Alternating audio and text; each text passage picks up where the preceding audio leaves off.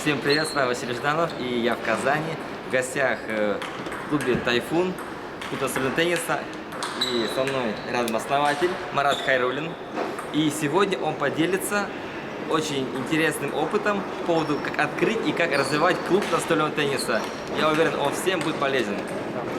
Очень приятно, Василий, что зашли к нам в гости. И сегодня я хотел бы, ребята, рассказать вам о том, как открыть клуб настольного тенниса, ни много ни мало. Как начать это дело, как его раскручивать и вообще какие мероприятия нужно проводить, чтобы клуб настольного тенниса существовал и расцветал.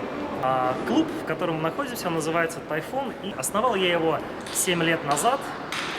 До этого времени в нашем городе, представляете, в огромном миллионной Казани не было ни одного клуба настольного тенниса.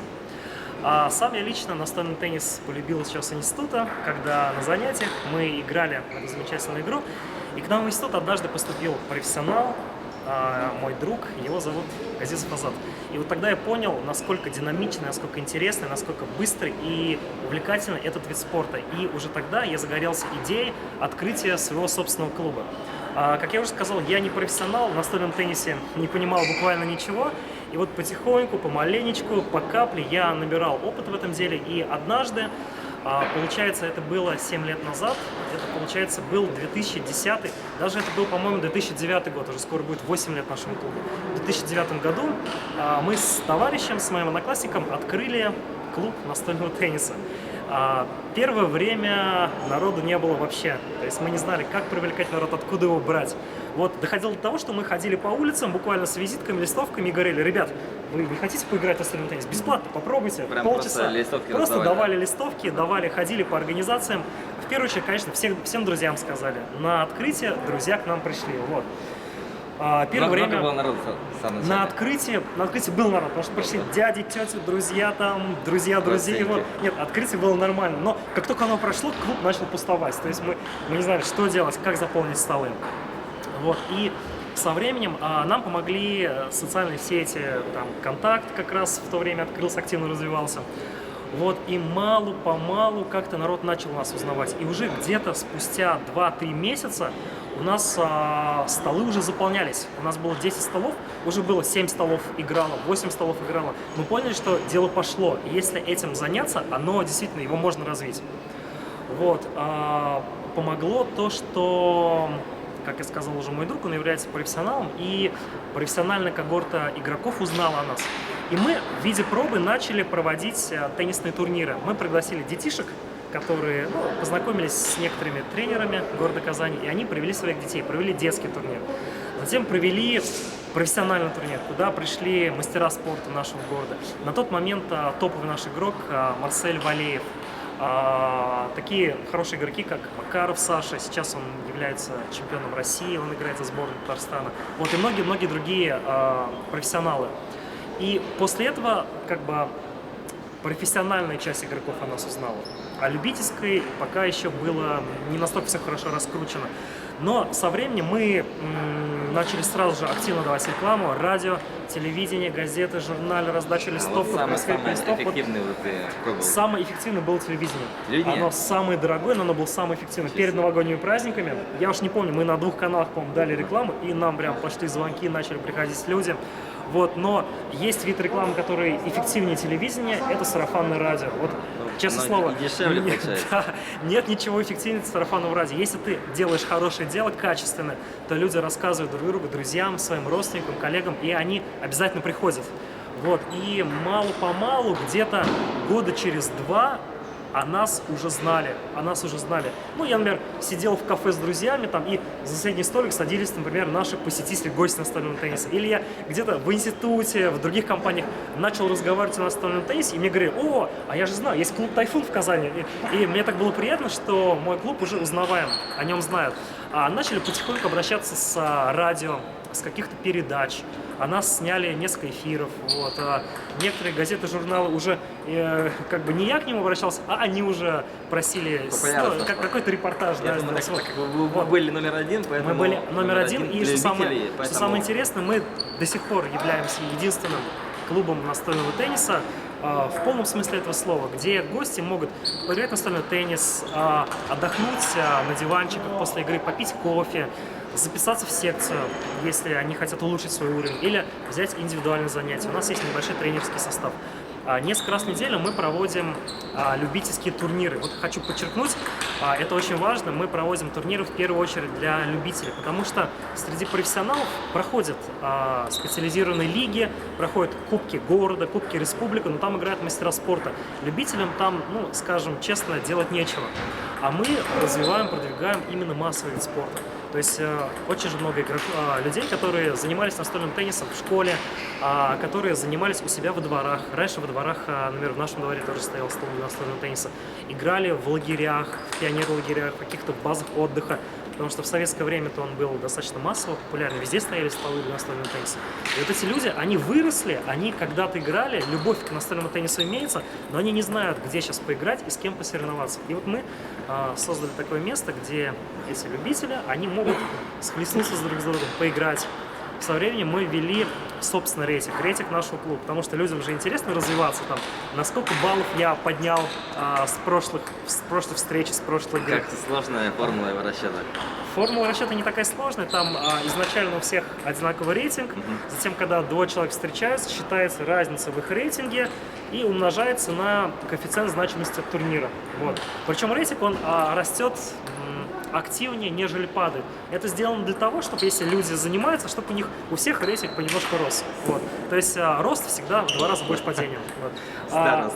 Затем нам стало не хватать местного рейтинга, и мы подключились к любительской системе российского рейтинга, так называемый ТТВ-рейтинг, в который на данный момент уже зарегистрировано 30 тысяч спортсменов со всей России, охвачены практически все клубы по Волжье, даже некоторые города из зарубежья тоже состоят в этом рейтинге. Вот. И теперь мы ведем российский рейтинг. Так сказать, значимость на планку вверх повысилась. Вот. Сейчас мы проводим лиги от 2 до 4 раз в неделю. На одном турнире к нам приходит где-то от 20 до 30 человек. То есть за неделю у нас в турнирах участвует свыше 100 человек. Это если брать еженедельные турниры. Помимо этого, мы проводим ежегодные крупные соревнования, такие как Кубок нашего клуба, такие как Кубок 6 городов, об этом я скажу отдельно. Туда могут прийти 40, 50, 60 человек. То есть достаточно много спортсменов, любителей посещает наш клуб. Вообще, если брать популярность настольного тенниса, о том, сколько человек за день посещают стены Тайфуна, то, наверное, где-то около сотни человек в день приходят просто поиграть, арендовать стол. Где-то несколько десятков человек занимаются на нашей секции. И вот, как я сказал, около 100 человек – это охват соревнований нашего клуба. Вот. Скажу поподробнее про Кубок 6 городов. Пару лет назад я начал узнавать, есть ли подобные клубы моему в соседних регионах. Вот. Я наткнулся на самарский клуб, он так и назывался, клуб настольного тенниса. Клуб настольного тенниса по имени Клуб настольного тенниса. Я связался с организатором этого клуба, его зовут Владимир Будыко. Вот, мы с ним очень быстро сконтачились, нашли общий язык и мы их пригласили к себе в гости. Они к нам приехали, достаточно большой делегацией, наверное, человек 15, вот, поиграли. Затем поехали мы к ним. Далее я познакомился с организатором клуба в городе Набережные Челны. Там существует клуб настольного тенниса «Лига». Но у них в последнее время какие-то были проблемы с помещением, но до недавних пор они существовали. Познакомились с ребятами из Чебоксар, из Йошкар-Олы, то есть все соседние регионы с Казани. И у меня родилась идея сделать единый такой турнир, единую лигу и назвать его «Кубок 6 городов», потому что представители 6 городов команды входят в эту сеть. И вот ежегодно в майские праздники, кстати, недавно прошел, мы проводим Кубок 6 городов. Находится витрина, можно сказать, доска почета нашего клуба. Вот вы можете видеть здесь кубки турниров, которые у нас проходят. И вот у нас есть Кубок 6 городов. Вот в 2015 году, например, проводился, первое место заняла Казань. В 2016 году кубок ушел в Самару, а в 2017 году вот мы еще не успели сделать табличку команды, которая победила, но он остался в Казани. То есть казанский коллектив его выиграл. Вот, на эти соревнования приезжает очень много народу, и вообще данное состязание получило отклик. Людям интересно ездить в другие города, путешествовать, потому что каждый выезд — это не просто теннисный турнир, это небольшое путешествие. Есть возможность побывать в городах, где раньше не был, пообщаться с людьми, пообщаться с братьями по настольному теннису из других городов. Например, буквально на той неделе мы ездили в Йошкар-Олу на открытый кубок данной республики, а через неделю мы поедем в Чебоксары, столицу Чувашии, где открылся тоже замечательный зал, где много столов, где хорошее освещение, есть раздевалка, душ. Посмотрим их клуб. Вот, и таким образом мы в год делаем где-то 3-4 выезда в соседние регионы. И также примерно 3-4-5 раз к нам приезжают теннисисты из других регионов. Мне кажется, это очень хорошее занятие — приобщать к настольному теннису, во-первых, любителей, ветеранов, пенсионеров, детей, девушки, женщины к нам приходят, чтобы это был вид спорта не только для профессионалов, которые с детства тренируются, а это был спортом для каждого, потому что у нас играют от мала до велика, и 70-летние играют, и 10-летние играют, то есть вне зависимости от пола, там, половой принадлежности, возраста. Настольным теннисом может заниматься каждым. Нужно буквально ракетка и желание. Это не настолько дорогой вид спорта. Вот. А в последнее время я, как уже сказал, развиваю междугородние сообщения между различными клубами и развиваю идею создания общей российской любительской лиги, чтобы города дружили друг с другом, чтобы любители ездили друг к другу и тем самым повышали интерес и значимость этого, действительно замечательного вида спорта. Многие спрашивают, выгодно ли это вообще организовывать клуб настольного тенниса, приносит ли он свои дивиденды. Но скажу так, миллионы, конечно же, на этом не заработаешь. Во-первых, нужно быть целеустремленным, должна нравиться сама идея, и ты должен жить этим, чтобы это было тебе интересно. Если не будет вот этого желания, то, я думаю, и как бизнес клуб настольного тенниса, он тоже не пойдет. Но вообще, если взять наш клуб, то он окупается. Мы окупаем аренду, деньги, которые приносят нам аренда столов, соревнований, секций, их в принципе хватает на то, чтобы мы оплатили аренду, оплатили зарплату нашим администраторам, нашим тренерам, и ежемесячно я откладываю небольшой фонд для развития клуба. Я стараюсь менять освещение, делать его более мощным, более профессиональным. Недавно у нас было, например, напольное покрытие ковролин, я поменял его на специализированный профессиональный линолеум, чтобы было удобнее играть. Мы постоянно закупаем инвентарь, ракетки, шарики, мы покупаем различные тренажеры для занятий секцией. Недавно мы приобрели, к примеру, робота, который выпускает мячи для улучшения эффективности наших тренировок. Мы постоянно пополняем наш небольшой магазинчик настольного тенниса. То есть у нас любой желающий по приемлемым ценам может приобрести себе абсолютно любой инвентарь, начиная от кроссовок, заканчивая ракетками, мячами и даже столами для настольного тенниса. В принципе, на жизнь хватает, но основную часть денег, как я сказал, я отдаю на развитие, то есть вкладываю себе в актив. И постоянно стараюсь развивать и придумывать что-то новое. Потому что если ты устаканишься, если ты успокоишься, то дело пойдет на спад. Как говорится, если ты хочешь, чтобы дело стояло на одном месте, нужно идти вперед. Если ты хочешь, чтобы дело развивалось, нужно просто бежать вперед. Потому что людям интересно всегда какие-то нововведения, какие-то новые интересные идеи. Я стараюсь импровизировать с соревнованиями, стараюсь вводить новые форматы, командные, парные. Не так давно я ввел идею турнира по формату королевского стола. Это такой очень интересный вид турнира, когда на 10 столах люди делятся на пары случайным образом, начинают играть. Затем через где-то 2-3 минуты звучит свисток, стоп, и смотрится счет каждого конкретного стола. Победитель, он движется к первому столу, а проигравший движется к последнему столу. То есть, например, на 6-м столе двое играли, счет 8-6, когда прозвучал свисток. Тот, кто побеждает, идет за 5-й стол, тот, кто проигрывает, идет за 7-й стол. И вот мы провели такой забавный турнир наподобие королевского стола. И вот я постоянно экспериментирую с форматами. Например, на 9 мая у нас был турнир, который назывался Кубок, сейчас я вспомню, по-моему, огненного журавля и серебристого лотоса, как-то так. Но если вы заметили, дизайн нашего клуба имеет такой японско-китайский оттенок, дань уважения к азиатским спортсменам, которые сейчас лидируют. И вот все, кто пришел к нам, то есть турнир был индивидуальный, но мы поделили на две большие команды. Команда «Журавля» и команда «Лотоса». И каждая конкретная встреча, она давала очки как непосредственно спортсмену, так и своей команде. То есть, вот, грубо говоря, мы по 20 человек разбили на две команды, и вся двадцатка болела за каждого игрока. И даже вот любители, начинающие, буквально кто только недавно взял ракетку, даже очко, которое они принесли в свою команду, было значимым. И получается, вся команда болела за каждого представителя этой команды. Вот такой интересный формат турнира был. Вот, как я уже говорил, ввожу рейтинг, чтобы как-то мотивировать игроков на занятия, на соревнования, чтобы они видели свой прогресс, чтобы они стремились к улучшению своей игры. У нас есть целый ряд воспитанников, игроков нашего клуба, которые приходили с нуля, буквально не знали, как взять свою ракетку. Зарипов Руслан, Баталов Ренат, множество игроков. И со временем, через 2, 3, 4 года они занимались, играли, и сейчас они уже играют на уровне хорошего, не кандидат, конечно, первого, второго разряда. То есть буквально с нуля ребята получили прогресс в стенах нашего клуба. То есть приятно смотреть, как ребята развиваются, как постоянно улучшается игра наших игроков. Даже бывают случаи, что когда теннисист играет, например, в наших лигах, затем на пару лет забрасывает настольный теннис или тренируется где-то в другом месте, и затем он приходит к нам на лигу и играет в том же самом составе. И если раньше он был лидером, его начинают все обыгрывать.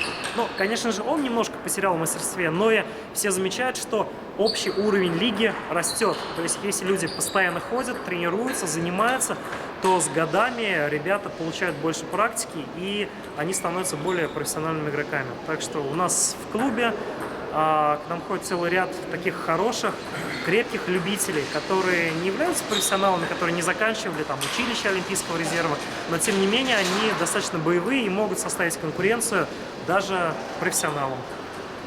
Вот. В целом дело это очень интересное.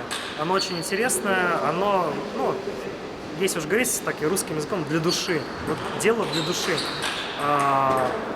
Самое главное, чтобы на жизнь хватало, а все остальное, ведь не только деньги в нашей жизни это самое главное, но и какая-то цель должна быть, какое-то развитие. И вот в данной отрасли я получил вот это, развитие, даже какое-то душевное спокойствие. Я познакомился с многими интересными людьми, я подружился. Вот, например, у нас в клубе находится Зуфаровый, наш постоянный игрок. Постоянный участник нашей секции. Он ходил к нам в клуб, ему это было интересно, и со временем мы сдружились, он помогает мне, он никогда не откажет, мы играем с ним шахматом, он всегда является таким лидером, таким задорным участником, который предлагает: давайте поедем куда-нибудь в Самару. Вот человек уже на пенсионном возрасте, а активности его может позавидовать любой студент. Вот человек всегда открыт к новому, всегда открыт к поездкам. Можем пару слов даже у него спросить, пару вопросов задать. Да нет, давайте. Расскажите, Зуфаровой, как вы пришли к настольному теннису? В общем, я пришел таким образом. Я как раз хотел сказать, вам один год только, второй год только пошел. Получается, лет 6-7 назад. Да, 6-7 лет назад. Вообще я до сих пор настольный теннис я видел только, как играет. А после в санатории у меня сосед по комнате мне приставал. Пошли играть. Он любитель был такой уж, а я вообще ракетки. Вот он меня таскал вот таким образом. Он ушел, я остался, я другим уже стал приставать. И сам деле интересно, оказывается. После нашел их, в общем, и начал играть. Сейчас уже я не хочу сказать, я научился, потому что мне, когда уж китайцы говорят, с 3 лет, 4 лет учат. Нет, но зато многих любителей-то вы обыгрываете, кто приходит. Нет, я сейчас уже давно, по-моему, уже год-два я уже последние места не занимал. И сухую не проиграл. Одно очко я свое зарабатываю даже у любых практически. Я могу сказать. Иногда, если со мной начинают баловаться, я их иногда даже выиграю. Наказываю. Да, бывает такое. Надо сказать, что когда мы собирали деньги на профессиональное напольное покрытие, очень многие нам помогали. Хочется выразить благодарность. То есть у людей мы тоже получаем отклик. Если они видят, что дело хорошее, почему не помочь? Зуфаровой 1002, наверное, сдал только лично, да? Да, я пенсионер. То есть кто чем может, вместе мы, можно сказать, поднимаем наш клуб. То есть люди нам помогают, вот, что тоже Вот немаловажно. сейчас нас свет собирает, он Сейчас тоже нас вроде свет. набрал, вроде бы немножко денег. Да, у нас вот 90 тысяч надо, говорят, надо дать нам. днем у Хороший нас свет. прозрачная крыша, то есть освещение хорошее, но вечером, когда темнеет, света немножко не хватает. У нас есть светильники, ДРЛ-лампы над каждым столом, но их все-таки маловато. Мы хотим сделать полноценное уже такое светодиодное хорошее освещение. На это действительно нужно вот 90 тысяч сразу такой суммы выложить. Как бы у нас нет возможности. По возможности наши гости помогают, как бы кто чем может. Итак, спасибо Марату, который поделился с нами опытом по поводу развития и продвижения своего клуба.